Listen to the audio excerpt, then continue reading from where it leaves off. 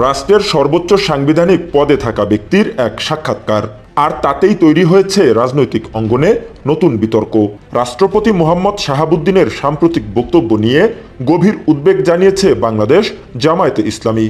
বুধবার এক বিবৃতিতে দলটির সেক্রেটারি জেনারেল ও সাবেক এমপি মিয়া গোলাম পরোয়ার এ উদ্বেগ প্রকাশ করেন।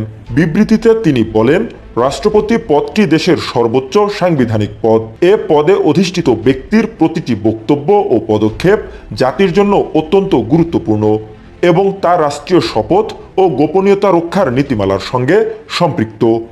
তিনি বলেন, জনাব মোহাম্মদ শাহাবুদ্দিন একটি জাতীয় দৈনিকে প্রকাশিত সাম্প্রতিক সাক্ষাৎকারে রাষ্ট্রের অভ্যন্তরীণ ও গোপনীয় বিষয় জনসম্মুখে প্রকাশ করে শপথ ভঙ্গ করেছেন। আরও বলেন, রাষ্ট্রের গোপন বিষয়ের মতো আমানত রক্ষায় ব্যর্থতার পরিচয় দিয়েছেন রাষ্ট্রপতি। এতে দেশবাসীর মনে নানা প্রশ্ন, বিতর্ক ও উদ্বেগ সৃষ্টি হয়েছে। মিয়া গোলাম পরোয়ার আরও বলেন, একজন রাষ্ট্রপতি হিসেবে তার বক্তব্য জাতির সামনে নতুন বিতর্ক ও অনিশ্চয়তার জন্ম দিয়েছে।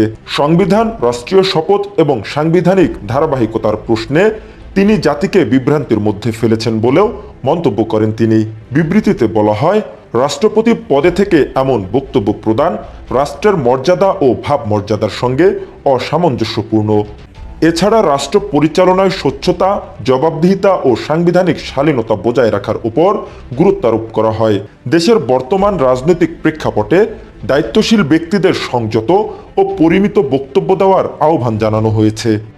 রাষ্ট্রপতির এই সাক্ষাৎকার ঘিরে রাজনৈতিক অঙ্গনে আলোচনা সমালোচনা অব্যাহত রয়েছে।